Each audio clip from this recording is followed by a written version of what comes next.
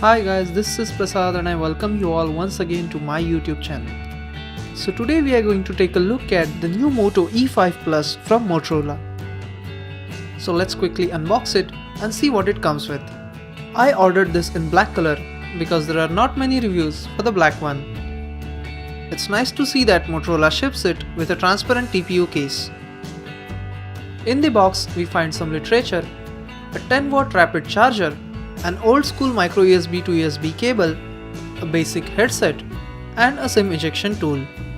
Now coming back to the phone, the back of the Moto E5 Plus is covered in 3D polymer glass and has what Motorola likes to call a reflective wave pattern.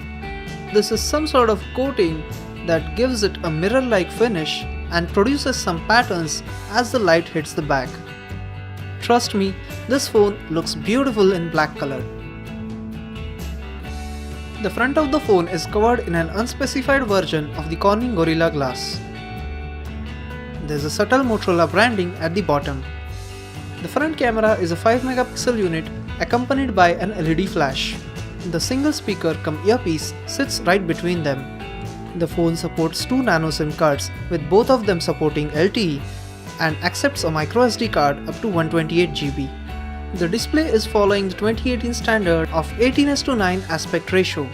It's an IPS LCD panel with a not so good 1440x720 resolution.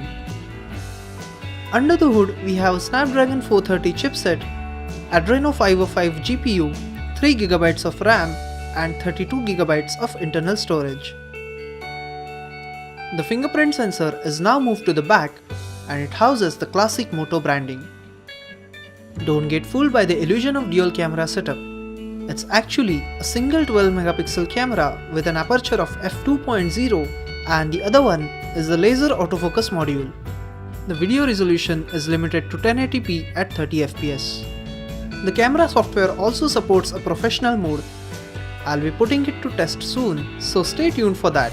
With the massive 5000 mAh battery, Motorola claims to have a video playback time of up to 18 hours. And that I think is impressive.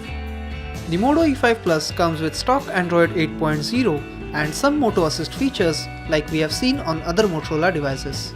So guys, that's it for this unboxing video.